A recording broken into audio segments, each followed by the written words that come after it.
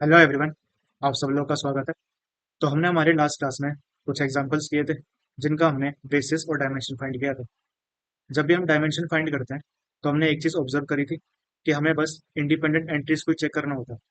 ठीक है, जितनी हमारे पास में इंडिपेंडेंट एंट्रीज आएंगी उतना ही उसका डायमेंशन होगा।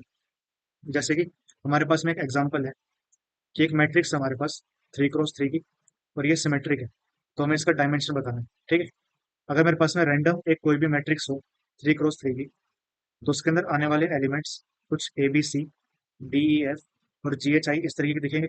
इसका मतलब इसके पास में 9 एलिमेंट्स है और इन सब की एंट्रीज आपस में इंडिपेंडेंट है, तो हम सीधा इसके डायमेंशन को 9 लिख सकते हैं। ठीक है, लेकिन हमारे पास एक कंडीशन रहेगी, क्या? कि जो ए है वो मैट्रिक्स क्या है? सिमेट्रिक। इसका मतलब ए इक्वल्स टू ए ट्रांसपोज होगा।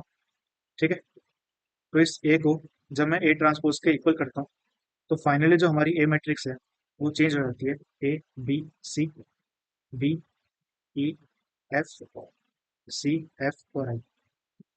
ठीक है, ये हमारे पास में सिमेट्रिक मैट्रिक्स आ गई। तो अब देखो, इसके पास जो इंडिपेंडेंट एंट्रीज है वो ए बी सी ई एफ और आई है।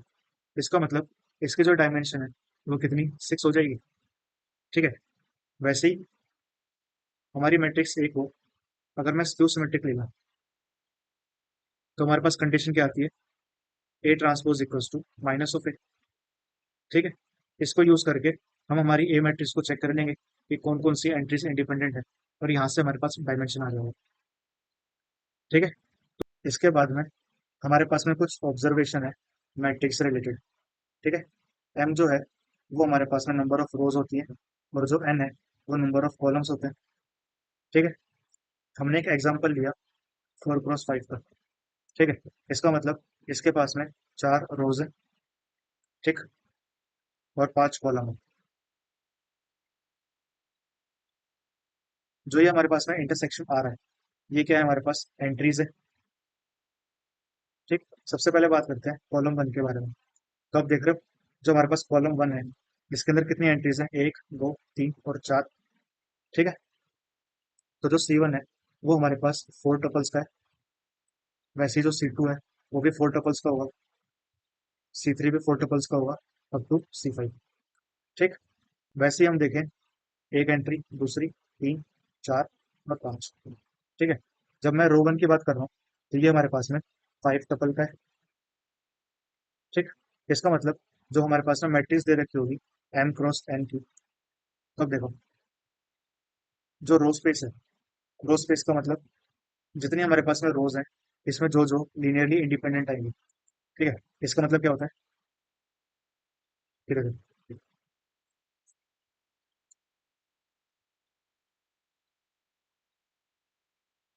ये हमारी मैट्रिक्स थी। हमने इसकी एक्वन फॉर्म फाइंड करी। एक पिवट आ गया, एक दूसरा पिवट आ गया, एक तीसरा पिवट और एक चौथा पिवट मान लिया। ठीक है, ये हमारे पास में पिवट आ गए। तो R1, R2, R3 और R4, ये चारों आपस में लीनियरली इंडिपेंडेंट है। ठीक है, इसका मतलब इनकी हेल्प से मैं एक बेसिस फॉर्म कर सकता हूँ। ठीक है, उस बेसिस के अंदर कितने एलिमेंट आ रहे हैं? 4 आ रहे हैं। इसका मतलब इसकी डायमेंशन कितनी हो जाएगी? 4। ठीक है, लेकिन जो हमारे पास में R1 है, अब देखो, एक एंट्री यहाँ पे है, दूसरी, तीन, चार और पांच। जो ये R1 है ये हमारे पास में 5 टपल है। वैसे ही R2, R3 और R5। ठीक, जो हमारी मैट्रिक्स थी वो क्या थी? 4x5 थी। अब देखो, ये R1, R2, R3 और R4, इनसे बनने वाला जो हमारे पास स्पेस होगा, क्या मैं उसको बोल सकता हूँ कि ये सब स्पेस है R5 का? तो यहाँ से हम बोल सकते हैं कि जो रो स्पेस होगा वो सब स्पेस होता है R⁴ का। ठीक, एन क्या है? जितने हमारे पास में नंबर ऑफ कॉलम्स होंगे। सिमिलरली जब हम कॉलम्स की बात करेंगे, यहाँ पे जो हमारे पास में कॉलम है, एक एंट्री, दूसरी, तीसरी और चार, तो जो हमारे पास में कॉलम आ रहे हैं वो क्या है? 4 टपल है। और यहाँ पे देखो, C1, C2, C4 और C5, ये चार ही ऐसे कॉलम होंगे जो स्पैन कर सकते हैं। ठीक है, क्योंकि ये हमारे पास में क्या है? लीनियरली इंडिपेंडेंट है। जो C3 है वो हो या ना हो कुछ फर्क नहीं पड़ता, क्योंकि उसको हम इन सबके लीनियर कॉम्बिनेशन लिख सकते हैं ना। इसका मतलब जो हमारे पास कॉलम स्पेस बनेगा वो क्या होगा, सब स्पेस होगा आर की पावर एम का। ठीक है, ओके। इसके बाद में हम बात करते हैं सब स्पेस के बारे में। कुछ इंपॉर्टेंट टाइप ऑफ सब स्पेस होते हैं हमारे पास, जैसे कि सबसे पहले हम बात करेंगे कि हमारे पास में दो सब स्पेस हैं, W1 और W2। ठीक है, ये सब स्पेस है किसी वेक्टर स्पेस के। तो अगर मैं इन दोनों का यूनियन ले लेता हूँ तो क्या वो हमारे पास में सब स्पेस होगा? और अगर वो होगा तो इसके बेसिस क्या होंगे और इसकी डायमेंशन क्या होगी? ठीक है, वैसे ही W1 इंटरसेक्शन W2, अगर मैं इन दोनों का इंटरसेक्शन करता हूँ तो क्या वो हमारे पास में सब स्पेस होगा? अगर होगा तो उसकी बेसिस और डायमेंशन किस तरीके से निकालेंगे? ठीक है, वैसे एक तीसरी चीज होती है हमारे पास में कि W1 प्लस W2, इसका मतलब इन दो सब स्पेस का हमने सम कर दिया। अब इसके बारे में हमें देखना है। और लास्ट होता है हमारे पास में W1 कुछ इस तरीके से W2। ये हमारे पास में होता क्या है, जब हम टॉपिक स्टार्ट करेंगे तो उस टाइम पे देखेंगे इसको। ठीक है, सबसे पहले बात करते हैं हम यूनियन ऑफ सबस्पेस के बारे में। जब हम स्कूल में थे तो हमने सेट का यूनियन देखा था कि एक सेट ए है और एक सेट बी है। ठीक है, कुछ इस तरीके से। तो हम बोलते थे कि ए यूनियन बी क्या होगा, कि ये सारे के सारे एलिमेंट आ जाए हमारे पास। ठीक है, इसका मतलब ऐसे एलिमेंट जो या तो सेट ए के अंदर हो या फिर सेट बी के अंदर हो। इसका मतलब यहाँ से हम बोल सकते हैं कि जो W1 यूनियन W2 है, इसके अंदर आने वाले वेक्टर वो होंगे जो या तो W1 के अंदर बिलोंग करते हो या फिर W2 के अंदर। एक एग्जांपल, हमारे पास वेक्टर स्पेस है R2 ओवर R2। ठीक है, हमने एक W1 लिया, इसके अंदर आने वाले वेक्टर्स कुछ इस तरीके से। ठीक है, और एक W2 लिया है 0, y बिलोंग्स टू R। ये दोनों सबस्पेस हैं R2 के, ये हमें पता है। ठीक, अब मैं इन दोनों का यूनियन लेता हूँ। ठीक है, तो इसके अंदर जो एलिमेंट है वो कैसे आएंगे, x, 0 या फिर 0, y। ठीक है, जहाँ पे x हमारा R के अंदर से आ रहा है और जो y है ये भी हमारा R के अंदर से आ रहा है। इसके बाद में सबसे पहला क्वेश्चन आता है हमारे पास कि जो W1 यूनियन W2 है, क्या ये सबस्पेस है? ठीक है, तो जो हमने एग्जांपल लिया है पहले उसी की बात कर लेते हैं। W1 हमारे पास में x, 0 है और जो W2 है वो हमारे पास में 0, y है। ठीक है, इनका जो हमने यूनियन लिया उसके अंदर एलिमेंट कैसे आ रहे हैं वो भी हमने देख लिया। इसके लिए हमने दो एग्जांपल लिए कि V1 और V2, ये हमारे पास में दो वेक्टर हैं जो यूनियन के अंदर आ रहे हैं। तो इसका मतलब V1 प्लस V2 ये भी हमारा यूनियन के अंदर आना चाहिए। ठीक है, V1 लिया हमने 1, 0 और V2 लिया 0, 1। ठीक है, इनको ऐड करते हैं तो 1, 1 आएगा और जो 1, 1 है वो हमारे यूनियन के अंदर नहीं आ रहा। ठीक है, इसका मतलब ये सबस्पेस नहीं है। ठीक, तो यहाँ से क्या हम ये बोल सकते हैं कि हर एक यूनियन है उसका सबस्पेस नहीं होगा? तो ये चीज़ नहीं होती। ठीक है, एक हमारे पास स्पेशल कंडीशन होती है जिसके अंदर हम बोल सकते हैं कि ये सबस्पेस होता है। अब वो स्पेशल कंडीशन क्या होती है, अब देखो, ये मेरे पास में W1 हो गया। ठीक है, W2 इसके अंदर ही आ जाए या फिर जो हमारे पास W2 है इसके अंदर W1 आ जाए। अगर ये हमारे पास में पॉसिबिलिटी होगी तो ये हम बोल सकते हैं कि W1 और जो W2 है इनका जो यूनियन है वो हमारे पास सबस्पेस होगा। इसका मतलब हमें अगर ये दिखाना है कि W1 यूनियन W2 ये एक सबस्पेस है, तो हमें ये दिखाना होगा कि इन दोनों में से कोई एक दूसरे के अंदर ही आता है। ठीक है, अगर ये चीज हो जाएगी तो हम बोलेंगे कि ये सबस्पेस हो जाएगा। तो यहाँ से हम बोल सकते हैं in general W1 union W2 union WK। ठीक है, कि हमने कोई K तक का सबस्पेस ले लिया और इनका यूनियन कर रहे हैं तो ये सबस्पेस होगा अगर कि हमारे पास में एक WI हो सच दैट कि जो हमारे पास में जितने भी WK हैं ये सब कंटेन हो जाए WI के अंदर। इसके बाद में हम देखते हैं कि ये तो हमने फॉर्मल अप्रोच देख लिया। ठीक है, हमारे पास अगर एग्जाम में क्वेश्चन आएगा तो उसको हम किस तरीके से सॉल्व करेंगे। ठीक है, ये हमारे पास में क्वेश्चन है कि एक वेक्टर स्पेस दिया है और ये दो सबस्पेस हो गए।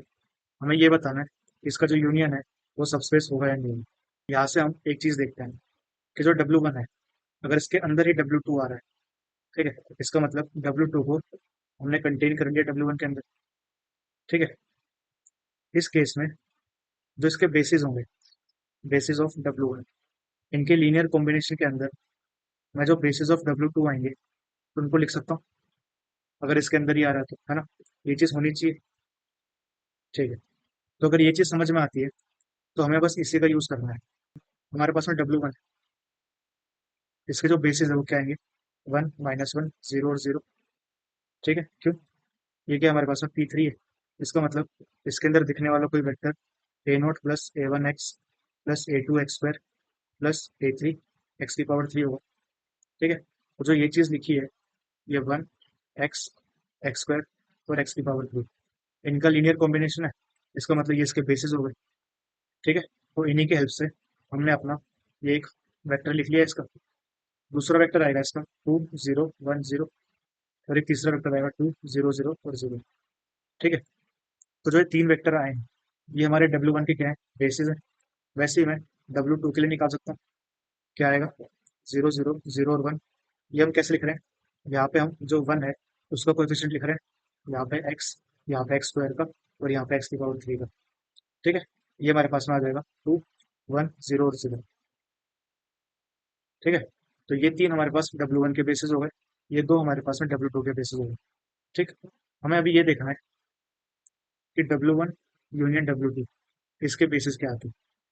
ठीक है, तो हम क्या करेंगे, सबसे पहले जो W1 है उसके बेसिस लिखेंगे, फिर हम लिखते हैं W2 के बेसिस।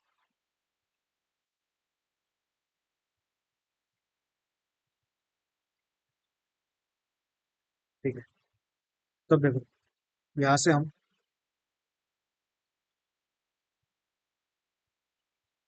ठीक है, यहाँ से हम ये देखते हैं कि इनमें से कौन सा वेक्टर इंडिपेंडेंट है और कौन सा डिपेंडेंट है। ठीक है, ये हमें देखना आता है, तो हम क्या करते हैं, R2 को चेंज करते हैं, R1 प्लस R2, तो ये 0 हो जाएगा। इसको हमने 2 से मल्टीप्लाई किया, ऐड कर दिया तो 4, 2 से मल्टीप्लाई ऐड 4 आ गया, ये ऐसे रहेगा, इसको ऐड करेंगे तो ये 5 हो जाएगा। ठीक है, तो अब देखो, एक पिवट हमारे पास ये रही, ये दूसरी पिवट आ जाएगी। ठीक है, और एक तीसरी पिवट हमें यहाँ मिल रही है। ठीक, हम इसको चेंज नहीं कर सकते, इसका मतलब जो W1 है सिर्फ इसके लीनियर कॉम्बिनेशन में मैं W2 को नहीं लिख सकता ना। हमारे पास में ये चीज़ आनी चाहिए थी कि जो तीसरा पिवट है वो यहाँ पे आ जाए।